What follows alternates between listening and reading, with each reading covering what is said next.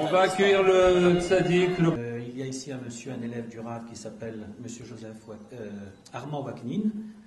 Et Juste en attendant le Rav Citruc, Voilà, excusez-moi. Donc, simplement, c'était pour vous dire que nous avions les 23 conférences du Rav et le livre. Et pour ceux qui n'étaient pas là au début, ils sont disponibles à la tzaddik, Ori shel simcha, Or daru ala tzaddik, Baruch haba.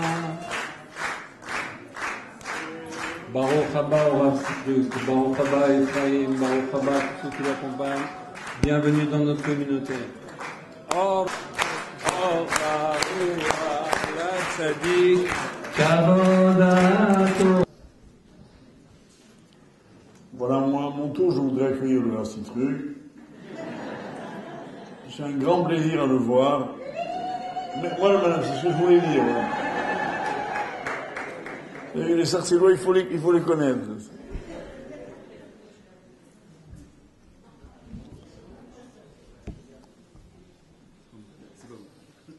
On ne peut pas le déplacer un peu, le micro, là? Ben, devant moi. Voilà. Voilà, mes chers amis, effectivement, je voudrais à mon tour souhaiter la meilleure santé. Est-ce que quelqu'un a le nom de Albert Adam? Michel Belach, Arotelon, Ramsam Yaakov, oui, Varer, Chantor, oui, Abraham, Ben Chazalam, Asher Kadosh Baruch Hu, Shlam Lo Refuah Shelema, Enna Lefanano, Enna Lefanano, Enna Lefano, Uskut HaTorah Tagem Bado, Yosifu Lo Shel Chaim Valimim, Ren Yiratzon, Ve'oman Amen.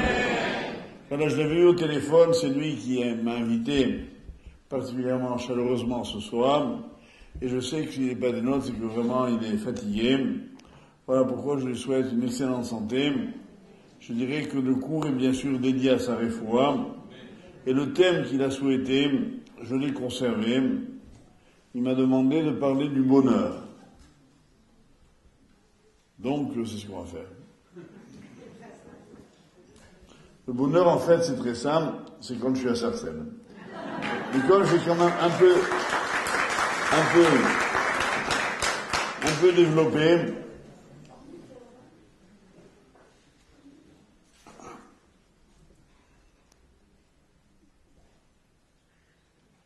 tout le monde connaît bien l'épisode du début de Shemot, où le pharaon, ému par le prodigieux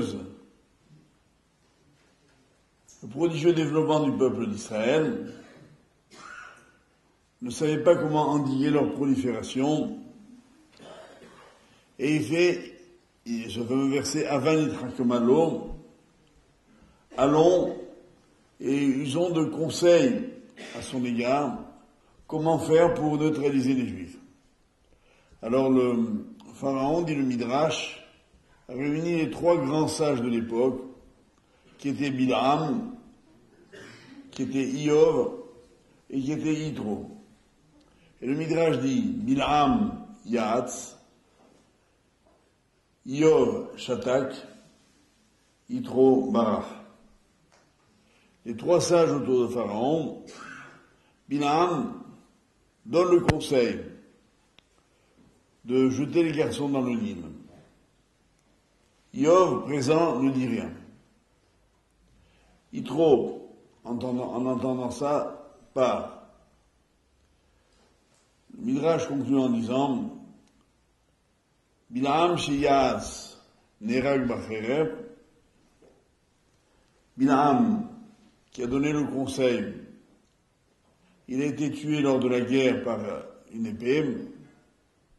Iov, qui s'est tué, a souffert de façon inimaginable. Yitro, qui n'a pas voulu rester, a été récompensé parce que ses descendants siégeront dans l'Ishkat Agazit, dans le Sanhédrin. La question que je pose, c'est de ces 3 personnages, quel est celui qui était le plus rachat? Bien évidemment, c'était Bilam, qui a donné, lui, le conseil fallacieux d'exterminer les Juifs par la mort des premiers-nés mâles. Et pourtant, si c'est le cas, Iov, qui lui n'a rien dit, on voit qu'il a souffert de martyr. Vous connaissez tous l'histoire de Job, que je rappelle en 2 mots. Iov il y a un livre entier qui est consacré à son histoire, était un homme qui était considérable dans tous les sens du terme. Il était riche, il était un homme très important. On venait le consulter de loin. Il avait une grande famille. Il jouissait de toute la considération possible. Et voilà que va se passer un événement incroyable. En quelques heures, Iov perd sa maison, ses enfants, sa fortune, sa santé, son kavod. Il se retrouve nu comme un ver, couvert de boutons, assis sur un tas de fumier, plus personne qui le regarde. En un mot, l'horreur. Et lorsque cette situation nouvelle est là, Job voit défiler ce que l'on appelle des amis, entre guillemets, qui lui tiennent en gros le même discours, tous les 3. Ils lui disent, tu n'es pas si religieux que ça, finalement. Si t'arrive ça, c'est que Dieu t'a puni. Or, le livre de Iov dit bien que Iov était un homme d'une extrême piété. Elle donne 2 exemples. Le premier, c'est que lorsqu'il réunissait ses enfants pour une fête, craignant d'avoir dit un mot déplacé, il offrait des corbanotes après la fête, de peur d'avoir dit un mot de travers. 2e exemple, il ne regardait jamais une femme, pas même une jeune fille. Cet homme exemplaire, comment a-t-il souffert autant? Et tout le livre de Job, c'est Iov qui refuse l'explication de ses amis prétendus. Il dit non, je ne peux pas accepter. Dieu est trop juste pour me punir. Qu'est-ce que j'ai fait pour avoir une telle sanction? Quand les Chachamim décrivent le calvaire de Iov, c'était l'horreur.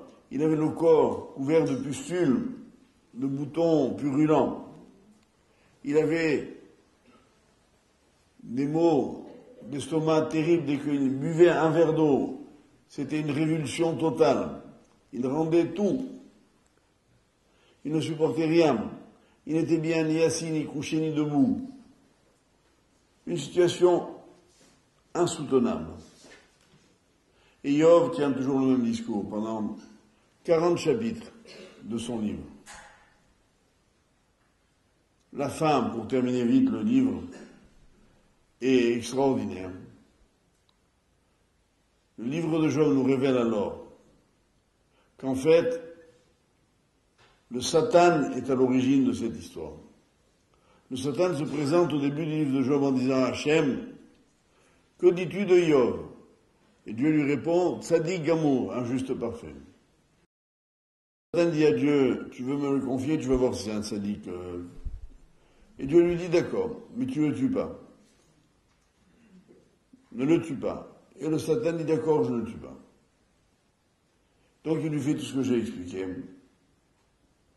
Et à la fin du livre de Job, dans d'ailleurs un environnement très impressionnant, on parle de tonnerre, d'éclairs, la voix de Dieu retentit et dit, Job, tu es mon vrai serviteur. Tu as raison, ce que j'ai fait n'est pas juste. Tu ne le mérites pas. Je l'ai fait uniquement pour démontrer au Satan que tu étais vraiment un tzadigamo, puisque même dans l'épreuve, tu n'as pas blasphémé. Tu es resté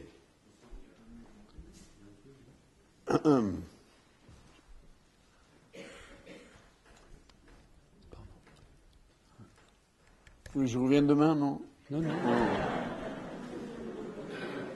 Tu Non, parce que vous parlez du Satan sur le...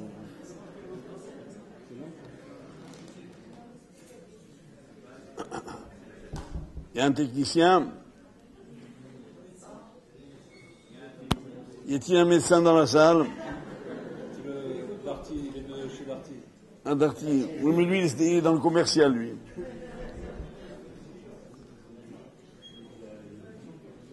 Bon, messieurs, dames, n'en profitez pas pour partir. Tu veux t'asseoir, toi, là? C'est bon? Attends, on va réessayer maintenant. Allez-y. Oui, c'est bon.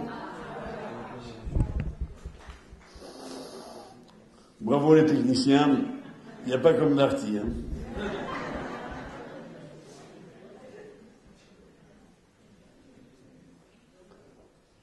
Donc, Yov a gagné son pari. Mais en attendant, quelle souffrance. Alors nous revenons au texte de départ. Quelle est la sanction la pire des deux? Mourir ou souffrir? On le voit bien, le texte n'est pas ambigu. Il vaut mieux de loin souffrir que mourir. Comme dirait un rabbin Chounet, rien ne vaut la vie. C'est vrai. En d'autres termes, tant qu'un homme a la vie, il a le bien le plus précieux. Comme dit d'ailleurs le prophète Yirmiyahu dans Echa, chapitre 3, Ma'it onen adam chai. De quoi se plaindrait un homme qui est vivant? Et le Midrash dit à propos de ce passouk, quelqu'un qui est vivant, et à qui il arrive une galère, un problème de santé, un accident, un revers de fortune, et qui se plaint, il ressemblerait, dit le Midrash, à un homme qui vient de gagner une fortune. Par exemple, il a gagné l'euro million. Imaginez un peu, on vous annonce que vous venez d'être crédité de 50 millions d'euros. C'est le kiff, non? Et en même temps, à la même seconde, vous faites tomber un verre Duralex à 50 centimes d'euros et vous vous mettez à lamenter sur le verre. Ah, un verre, Choubara, les deux verres. Vous commencez à pleurer. Personne ne vous comprend. Avec ce que vous venez de gagner, vous pouvez vous acheter 100 millions de verres. Voilà. Voilà à quoi ressemblerait un homme qui, vivant, se plaindrait de ce qui lui arrive. Donc, quand on est vivant, on n'a aucune plainte à élever. Voyons maintenant un exemple extraordinaire dans la Torah. Yosef fait venir en Égypte son père et ses frères.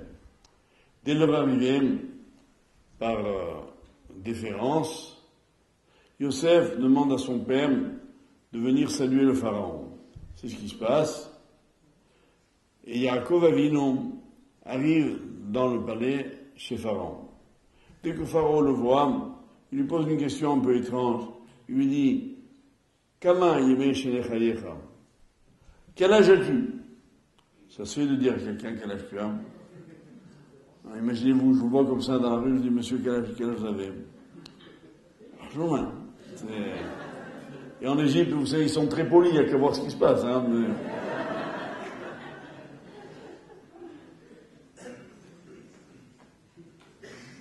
Évidemment, la question est surprenante, mais la réponse l'est infiniment plus.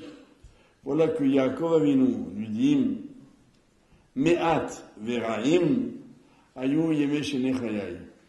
Ma vie était brève et mauvaise. Je n'ai que 130 ans. Vélo isigou. Et je n'ai pas, mes années n'ont pas atteint les années de mes parents au temps de leur pérégrination. Et Rami nous enseigne qu'à cause de cette phrase, on a retiré à Yaakov Avinu 33 années de sa vie. 33. Il va en effet mourir à l'âge de 147 ans, alors que son père Yitzhak est mort à l'âge de 180. Donc il va mourir 33 ans plus tôt que son père, parce qu'il a dit ça. La surprise, elle vient de ce que le Midrash dit, il n'y a qu'à compter les mots, du verset.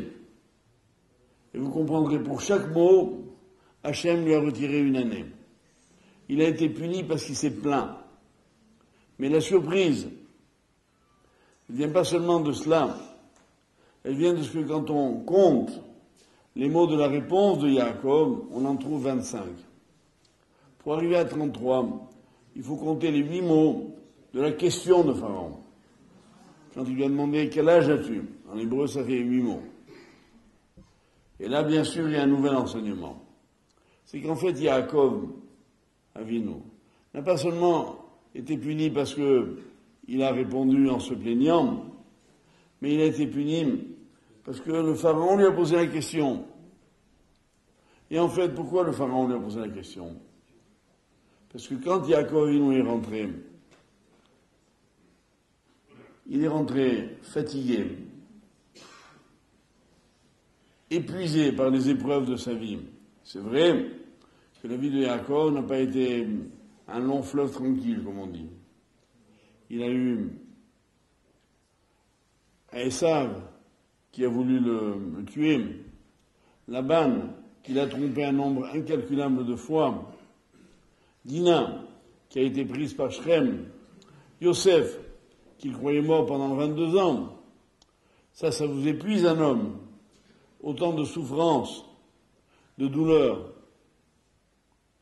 On comprend qu'Yaakov soit marqué par la vie. Eh bien, ce que nous apprend la Torah ici, c'est que même si on a été marqué par la vie, on n'a pas le droit de le montrer. Les Chachmei Moussar disent, celui qui marche dans la rue avec un air triste, il est comme un bor birshut arabim. Ça veut dire, c'est comme si il creusait un trou sur le trottoir devant les passants. Et en effet, marcher dans la rue, si vous voyez quelqu'un de triste, il vous sape le moral. C'est vrai. À l'inverse, si vous voyez quelqu'un de gai, de souriant, d'heureux, c'est communicatif. Il vous donne envie de vivre. Donc en fait, la Torah nous rend pas seulement responsables de nos mauvaises réactions, mais des réactions que l'on provoque chez les autres. Et voilà pourquoi Yaakov, on lui a retiré toutes ces années-là. Maintenant, je voudrais vous donner un deuxième exemple. C'est l'exemple d'Abraham Avinu. Abraham Avinu, lui aussi dans sa vie, il a été bien éprouvé. À Sarah Nisionot, tout le monde connaît le Pirkei Avot, les 10 épreuves d'Abraham. Et voilà qu'il dans un passouk, il y a marqué Hachem dit à Abraham, et Hachem dit à Abraham, Al tira Abraham, n'aie pas peur Abraham, Anochi magen lach, je te protégerai, Srarecha arbe meod, et ton salaire est immense. Haramim demande qu'est-ce qui se passe, pourquoi Dieu lui a dit ça. Parce qu'Abraham s'est inquiété, écoutez bien le Midrash. Il s'est inquiété de quoi? On l'a jeté dans une fournaise ardente, avec Nemrod, il est sorti vivant. Il a combattu les rois de Canaan, il est sorti vivant. Abraham Avinu s'est demandé, est-ce qu'il me reste encore en Olam Haba? Est-ce que j'ai pas reçu ma récompense ici-bas? Et Hachem lui dit, n'aie pas peur. Ton salaire est intégralement conservé dans le monde futur. Mais la question d'Abraham, elle venait de quoi? De ce qu'il avait toujours la vie, de façon miraculeuse. Et quelqu'un qui est encore vivant, parce qu'il a réchappé à des épreuves, il sait qu'il est redevable à Hachem. Et à ce titre-là, il peut s'interroger légitimement. Est-ce qu'on ne m'a pas enlevé mon mérite dans la Mabam? Réponse, non. C'est ce que dit Hachem à Abraham. Maintenant, poussons un petit peu plus loin. Il y a un grand rave dont vous connaissez tous le nom, qui s'appelait le Gaon de Vilna. On raconte qu'au moment de sa mort, il était sur son lit, il est mort à la Moed Sukkot, et on l'entendait parler à voix basse, évidemment. son élève, Rabbi Chaim Volojin, s'approche et il entend le Rav dire Kama yakar olam hazeh. Combien est cher ce monde-ci? C'est un peu surprenant. Et il ajoute et il dit Kama yakar olam hazeh she'efshar liknot bo chavila shel tzitzit im kama perutot. Ce monde dans lequel on peut acquérir un paquet de tzitzit pour quelques pièces, ce que la fortune ne nous permet pas de faire dans Olam Haba. En d'autres termes, le Gaon a déjà donné une réponse. La grandeur, la beauté de la vie, elle vient pas de la vie seulement en soi, mais de la possibilité que nous avons d'y faire des mitzvot. Pour terminer d'enfoncer le clou, voyons au Pirkei Avot, dans le chapitre 4, on dit là-bas, Yafa, Sha'achat, Shel Koratroir Ba'olam Haba, Kol Chaye Olam Hazeh. 1 heure de Koratroir, j'y reviens, dans le monde futur, vaut mieux que toute la vie ici-bas. Toute la vie ici-bas, pour réaliser ce que ça veut dire, tous les kiffs qu'on peut se faire imaginer, que vous avez, la santé, l'argent, le temps, vous êtes tunisien, c'est-à-dire un kiffeur, quoi. Qu'est-ce que vous faites? Vacances aux Antilles, sur un voilier de 18 mètres, avec le soleil des Alizés, Et vous passez d'un endroit à un autre. Vous quittez votre château en Espagne pour aller sur votre île en Grèce, prenez l'avion pour aller aux Antilles, de là-bas vous rejoignez l'île de Bora Bora ou l'île de Bahamas, en un mot, kiff sur kiff sur kiff sur kiff. Tout ça, ça ne vaut pas 1 heure de Koratroir, dit la Mishnah, dans Olam Haba. C'est quoi Koratroir? Koratroir, Chazal explique, c'est quelqu'un qui a faim, qui voit une séouda qui est servie à des gens, il mange pas, mais il les voit manger, il kiffe. Rien que ça s'appelle Koratroir. C'est moins que Nachatroir. Et moi je donne toujours un exemple. Celui qui a un exemple vrai, la reine d'Angleterre, il y a quelques années, elle avait décidé de permettre à tous les Londoniens qui le souhaitaient d'assister au palais de Buckingham, le siège de la reine, à un dîner. Alors ça se passait comme ça, imaginez un peu. Les gens pouvaient assister, mais à l'extérieur. Donc ils étaient installés dans la cour, derrière une vitre fumée, et ils payaient pour cela. Ils assistaient à quoi? Alors ils voyaient arriver les Rolls-Royce, dont les pneus crissaient sur les cailloux, les graviers de la cour. Elle s'arrêtait au pied de l'escalier. Un majordome venait ouvrir la portière arrière et descendait une dame bien habillée avec une belle robe longue, tsniout, avec à côté d'elle un monsieur très élégant, costume, smoking, nœud papillon, et ensemble ils gravissaient les quelques marches qui les séparaient de la salle dans laquelle étaient installées des tables avec des nappes blanches, des couverts en argent, des verres en cristal, des serveurs avec des gants blancs et des mets somptueux. Rien que pour voir ça, les gens payaient.